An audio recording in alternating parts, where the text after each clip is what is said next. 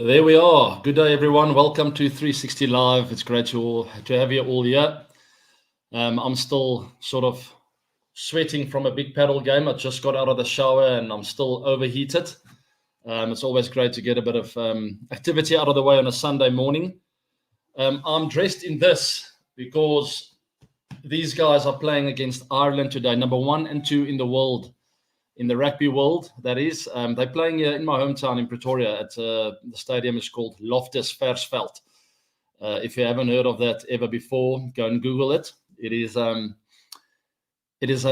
house of pain for opposition who travel here. Let's hope that trend continues today for the Irish who are visiting South Africa and playing the Springboks. Guys, today there's not a lot of cricket happening around the world at the moment. Yes, a very young Indian side playing Zimbabwe today. That's later on, probably I think about an hour and a half from now. It'd be nice to see some of the youngsters run out there. I'm not going to cover much of that. We'll wait for the result to come through before we start talking about the future stars of India. There's plenty, and cricket in India is in a very good state at the moment. And there's also some women's cricket, South Africa, India facing off.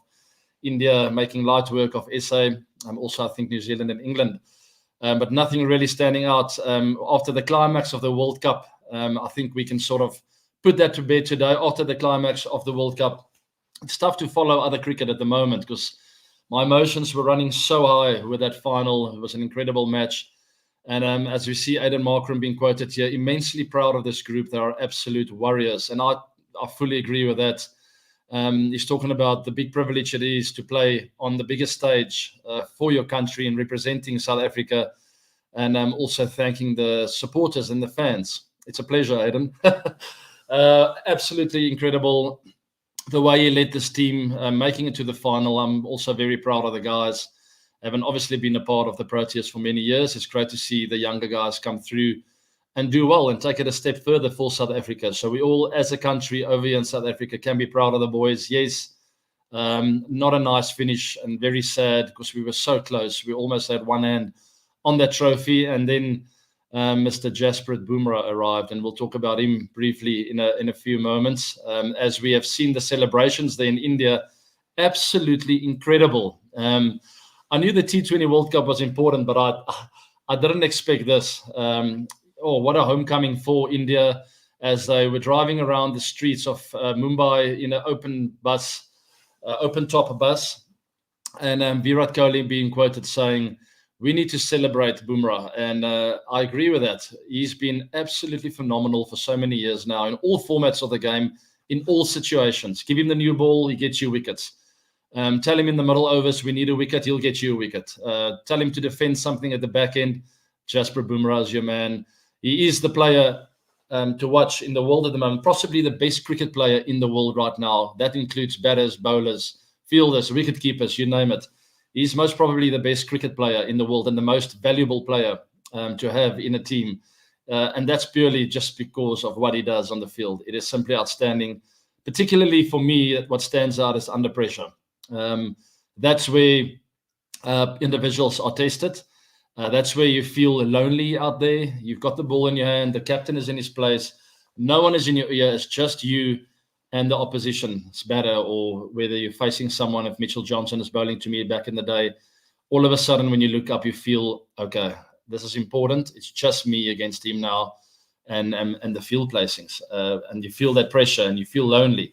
And that's what Jasprit Bumrah has been doing for so many years, is to make those lonely moments special, and special moments which he treasures. And that's what the best sports people in the world manages to do. I can think of any sport, tennis, Djokovic, under pressure, he will find a way to come through. And I saw something very interesting about Roger Federer, where he spoke about his career and things he's learned over the years. And then he threw an incredible stat in the mix saying, throughout his entire career, he only won 54% of the points. Now, that is one of the greatest players of all time, and he only won 54%. That's an incredible stat. It just shows you that the important points are the ones that he wins. And coming back to Bumrah, that's what he does. He wins the important points for India, for Mumbai Indians. That's why he's the best cricketer in the world right now. So, yes, I just thought it's a very fitting way to finish the World Cup off, celebrate both the teams who made the finale, and celebrate particularly Jasper Bumrah, who turned that game on its head right there at the back end when South Africa had 1 foot in the door. So once again, just to finish the World Cup off, congrats Team India, all cricket fans out there. I know you guys had a lot of fun. All the fans in India, well done for coming out for your team, supporting them as they got back home, celebrating that trophy with them. It just shows you where your hearts are. You watch this game because you love it, and you support your team because you love them. And that is healthy, and it's great. It's great to see. And same here in South Africa. The people are really, really proud of the team. Guys, that is that for cricket talk. Please post your questions down below. I'm going to cover as many as I can, and then I'm going to be heading over to Loftus. Where's that badge? This side. To support the Springbok rugby team. I absolutely cannot wait. All right, Sanjay, thanks for kicking it off. How much courage SA players have after final? Do you talk with anyone? Yeah, so obviously they are down in the dumps. I've spoken to most of them, particularly the guys I was in touch with leading up to this World Cup and during the World Cup, guys like Heinrich Klaasen, Kagiso Rabada. I was in talks with them throughout the campaign, sharing ideas and talking about various moments that they might be confronted with. Aidan Markram, I mean, I don't even expect a reply. I know exactly what they're going through. I know that feeling of emptiness, disappointment. I remember lying on the floor there in Auckland as Grant Elliott hit that 6 to knock us out of the World Cup in that semi-final. And the craziest thing came to mind. I honestly, I thought about my entire life in that moment. I thought about when I was 3-4 years old, when I picked up a bat for the first time. And that's why the emotions came. It's something I worked towards my entire life. So that's exactly what these guys are going through now. They are reminiscing about, their entire lives and their careers and the ups and downs and that dream that you were holding on for so long. And it just feels like someone just came in and ripped it away from you. So it's gut-wrenching. It's what Markram called it. Very disappointing. Very few words spoken. And that's absolutely natural. It's a time to think. It's a time to also make sure you deal with it and then move on. And that time will come for all of them. It took me a long time. After 2015, it took me a few years, actually. It kept coming back, because I knew that was the moment, and we were ready for Australia in that final. But it wasn't meant to be. And there was a particular week where it sort of just sunk in, and I decided that's enough now. You can't harp on something for so long. You can't sulk about it for so long. There's different aspects of life that's more important than cricket. And that was always a saving grace in my mind. Like, you know what, there are other challenges. There's more cricket coming. So that was my mindset. And it's the same kind of thing these guys are going through. So yes, I'm there for them, but there's nothing anyone can do except for support them, show them love, and hope they come through. So yes, thanks for the question, Sanjay. Tejir, I'm not sure how to pronounce it. Ashpool is a little bit easier. AB, do you remember the first time you faced Bumrah? What did you think? Wow, that's a good question. I thought he was incredibly average. That is my honest truth. I heard this hype about this guy. We played Mumbai Indians, and I didn't think much of him. I saw him jumping away, angles the ball into the stumps, and I absolutely love facing him. And I spoke about this on the show before. A few years later, I faced him again, and I thought, hold on, who the hell is this guy? Where did he come from? And all of a sudden, his game just went boop through the roof. And what I did notice the first time I played against him was a competitive nature. And without that, you cannot succeed. Physically not possible. If you don't have that desire and that competitiveness and that will to want to be the best and go on to win, you might as well not do what you're doing. And that's what I picked up with Bumrah, is a huge amount of that he was present. He looked me in the eye. He knew he was my minor then, but he almost sent a message saying, you know, have your fun today. I'll be back, and you'll see that. And that's exactly what he did. He came back, and did he come back? Absolutely incredible after that, the way he's progressed, the way he learned from his own mistakes and redeveloped his own skills. And that's a lesson to everyone out there, no matter what you do, whether you're playing sports or business or whether you're a writer. You got to constantly look to improve and redevelop and recreate different skills. It's not good enough just to set for one standard and stay there. And that's the proof is in the pudding with Bumrah, with a guy like Virat Kohli. Look at Virat when he was young. Look at myself. I mean, I had incredible technical difficulties in my early 20s. I had absolutely no idea what I was doing technically. And I had to do something about it. I had to sort my defensive game out. And I always speak about that in interviews and in my book. It was very difficult for 2 years, 2006, halfway through 2007. But I knew I had to get a defensive game. And that's weird. As funny as that sounds, everyone these days think, T20 cricket, you just got to hit sixes, easy game. If you don't have your defensive game in place, you're not going to succeed. You're not going to be consistent. You might have the odd good knock here or there. But I had the ability at that time to identify my weakness. And then I redeveloped my technique and made sure that I was learning from other guys, particularly Jacques Kallis. I felt his technique was sound. So I looked around me. I was prepared to learn from other people and not be stubborn about, this is what I do. I'm set in my ways. No one can tell me what to do. I was prepared to learn from him. I sort of based my defensive game around Jacques Kallis' technique. I copied that. I saw that he's playing the ball nice and late. I always felt like he was the kind of guy I would like to bat for my life. And I wanted to be that guy. So what do I need to do in order to achieve that? And that is to redevelop my skills and recreate it.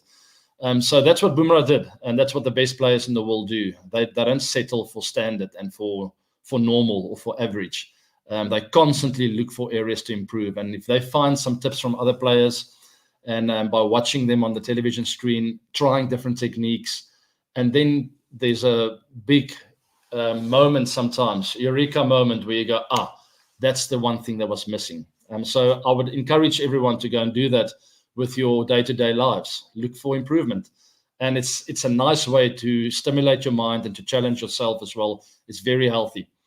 Righty, thanks for that, Ashpool. Sarvesh, the comeback of Hardik Pandya after a setback in the IPL is commendable. Your thoughts about his rise in T20 World Cup? How important and relevant is the role of the all-round in T20 cricket? We did cover this, but I'll briefly touch on it again. I said Hardik's spell there at the end possibly gave him the man of the tournament for me. I know Bumrah is by a country mile the best player stats-wise throughout that tournament, but purely because of the season Hardik Pandya had and that he's gone through, things that he's been through, and injuries also. Walking out at the Wankhede Stadium being booed not long before the World Cup. Little things like that would have played a huge role in his mind, and all of a sudden he's holding the cricket ball, having to defend the World Cup. So I have a lot of respect for that, for someone who stands up like that, who believes in himself and takes up the challenge. You could see he had that chest out. I spoke about his bravado before, and that's the way he captains as well. He knew it was time for him to put his chest out and to look the opposition in the eye and to sort of throw the result out of the window. I don't care if we lose here, but what I'm going to do is I'm going to compete against this guy. It's David Miller at the other end. I'm here to compete. I'm going to use my skill as much as I can. I'm going to believe in myself, and I'm going to give myself the best chance to execute. And that's exactly what he did. And that's the most dangerous players, guys who sort of go, you know what? I know I've been thrown into the deep end here, but I'm prepared to lose. If you're not prepared to lose, guys, you're always going to succumb to the fear of failure. All right. So that's a huge tip that I've learned throughout my career. That's what Hardik Pandya did in that final. He threw the result out of the window. You have to do that if you want to be successful under pressure. And he backed his skill. He pulled it off. And only after that over, he collapsed on the ground. And then you could see, now we understand how big that moment was for him. And then he sort of just had a sigh of relief. So, absolutely incredible. Huge respect for the man. And it was a great comeback from him. Right, next one, guys. We'll do another 3 or 4 or so. Make it a nice short session today because there's no big cricket going on. We'll wait for the results of the weekend's cricket and we'll discuss a bit more in the future. What's your view of Surya's catch?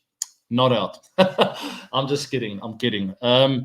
I think if you watch my last show and on my socials as well, there was I took a video of my emotions and my actions during that game at the end there.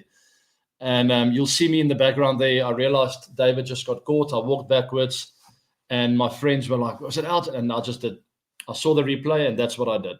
It's out, and that's what the umpires decided on. There's no time in life to complain about little things like that. The umpire made the decision. You move on. It's finished. Game done, finished, done and dusted. Anyway, that's just my view. I don't even want to see the replay. In my opinion, it was out, and it's the end of the story. Alrighty. Next one then, AB, is there any chance for you to associate with IPL in a capacity? I'm sure India will love to see you again. Well, I do come through to the IPL every year, which I really enjoy. I'm not prepared to commit to a coaching role yet. As you know, a coaching role requires you to commit for about 3 months of that tournament. You also have to be there for the auction, for a pre-tournaments, pre-season camp. I don't have that in me, guys, to go and sit overseas for over 3 months of the year. I have a young family. I have important things here at home.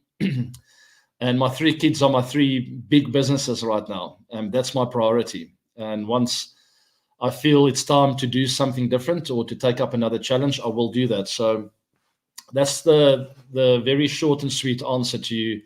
For now, I go about 2 weeks at a time. I sort of can plan around my fixtures. I can decide when I'm going in, when not. And before we know it, I'm back home with my family where I want to be. So that's me for life right now. But that might change. I'll never say never. I've got a soft spot, obviously, for RCB. And I don't know. The time will tell. The future is unclear. I do love the game. I would love to be involved. I am involved with some individuals, which I really enjoy. To work with some individuals who feel I can teach them something or they can learn something from me. That I really love. I don't want to get paid for it, but there's also no commitment. I do it from the bottom of my heart because I love the game and I want to help where I can. So that's where I'm at for now, coaching-wise or mentor-wise or whatever you want to call it. Nice and casual, but no commitment yet. Alrighty, guys. Next one, AB. What do you think about Dinesh Karthik? It's just a great move. We also spoke about this in the week. He's a man with a lot of knowledge, obviously, experience. But the thing that's most important to me is he comes with a calm mind, a very relaxed individual, very good in the team environment. I've always enjoyed his company. He's got a calming effect on players, and he'll be no different as a coach or as a mentor or as a batting coach, whatever you want to call it. I think it's a great move from RCB to keep him in the loop. He was there with the team for the last few seasons, and he is part of the furniture. And it's great to have that familiarity and not bring in a whole new coaching staff and everything changes. Sometimes the players don't react well to that, to change. So subtle changes that's not too impactful on the team environment, and DK is the perfect guy for that. So good move from RCB. We'll see how they fare at the mini auction, and also, is it a mini auction or major auction? I can't remember. Anyway, we'll see how they fare at the auction. I think they've got some work to do. I think it's the big one coming up, the big auction this year. So that's something to look forward to, and we'll definitely cover that extensively closer to the time. But I think RCB's got a bit of work to do. We spoke about mystery spinner, X-Factor spinner. It's definitely what they require. Maybe another bowler. We'll see what they come up with. Anyway, so good to have DK there. Last couple then, guys. I know it's a short show today. I've got to put my fire on here. We're going to have a quick braai or barbecue before we head over to Loftus to support the Springboks. Going there with a few friends. And you know what? I prefer to watch sport on television. That's something you didn't know about me. I love watching the finer details of sport, and that is with everything. But if a big occasion like that comes to your hometown, it's just down the road. It's 5-minute drive from my house. This big, great stadium at Loftus in Pretoria. You just have to go and experience that atmosphere, specifically for the children. I'm taking my 2 boys. My little girl's too young still, only 3 years old. She's staying behind. She's not going to be happy. She doesn't know it yet. She's at that age where it's better that she doesn't know. There's no explaining that to her. Absolutely no explaining. To all of you who have three-year-olds out there, please let me know and tell me about the tantrums. It is. I must really hold myself back not to laugh. But she collapses on the floor. She does the foot kicking on the floor as well. I think she's hurt her toes before from kicking the floor. But that's where we're at now, and it's incredibly funny. So I'm not going to let her know that she's staying behind with grandma today. She'll just have to figure it out. But hopefully before she knows it, we'll be back. We're not going to go for too long. Alrighty, Calvin Jack, why don't you play the Legends League? I don't even know where my bats are, guys. I don't know where my kit is. If someone can find me some cricket equipment, I'll think about it. This is all I have. So if I do come back, you're going to see me playing in this, all right? That's all I have right now. I think it's a pretty little bat. It's got nice thick edges.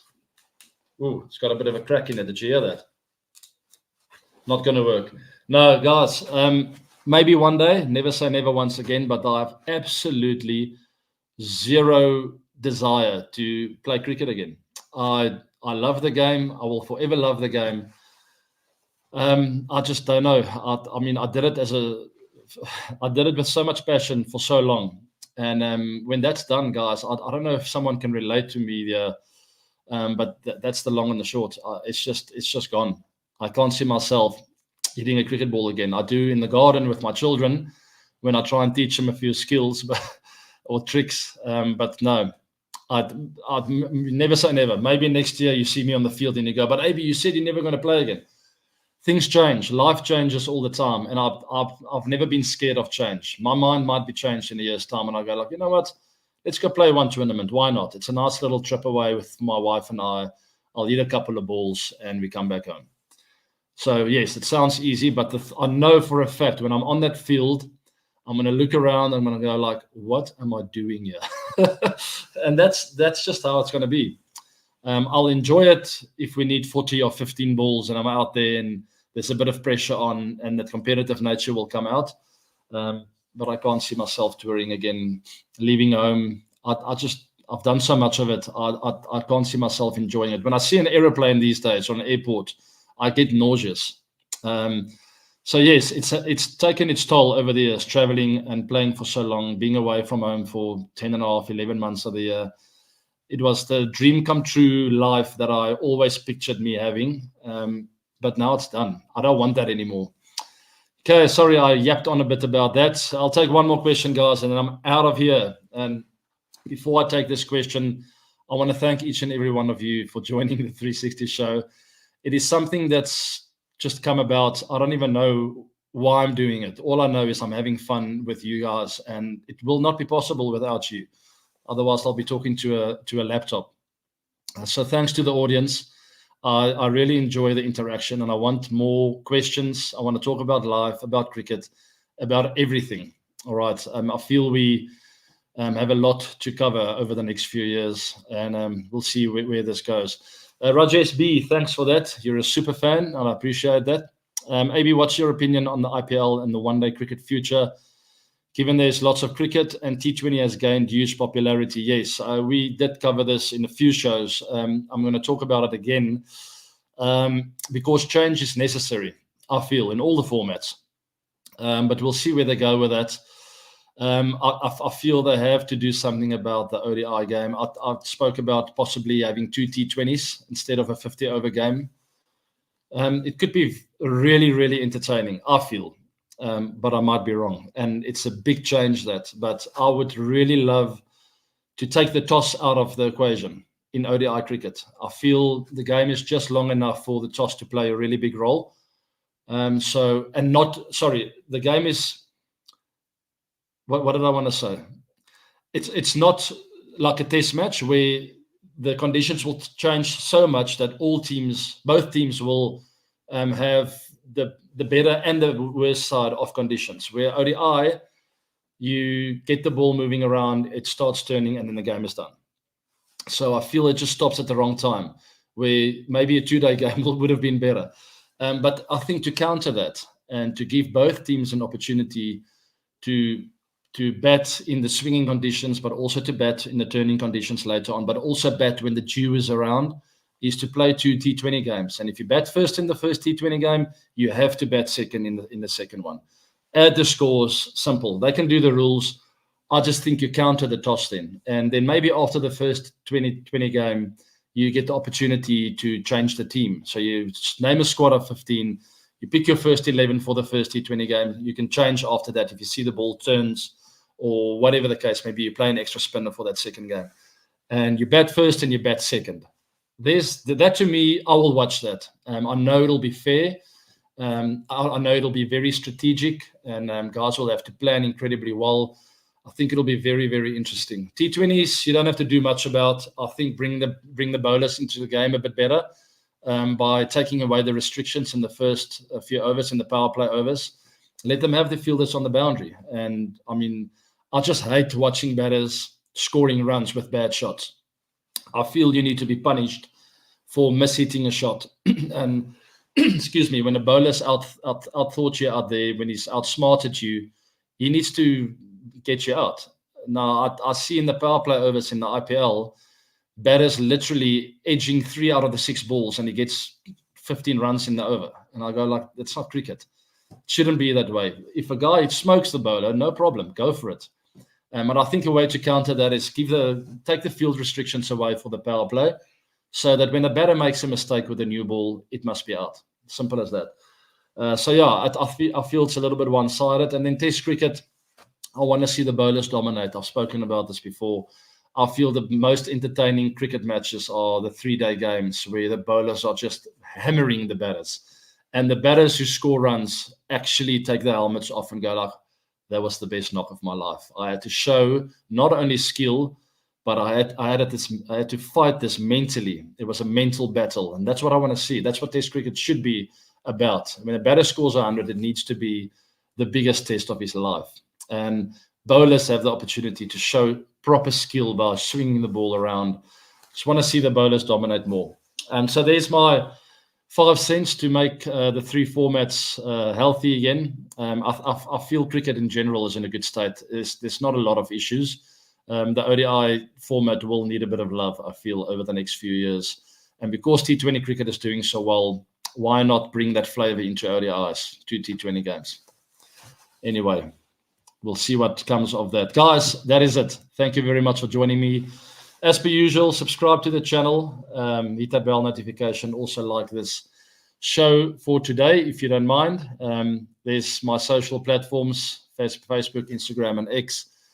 And to all your super fans out there with the broadcast channel and Instagram as well, to all of you who log in on Saturday mornings with me, thank you very much. I've had a lot of fun. I feel incredibly grateful to have the opportunity to do this. And that's why I do it, because I enjoy it with you guys. So thanks for that. RCBN forever. Thanks, AB. Thanks to you.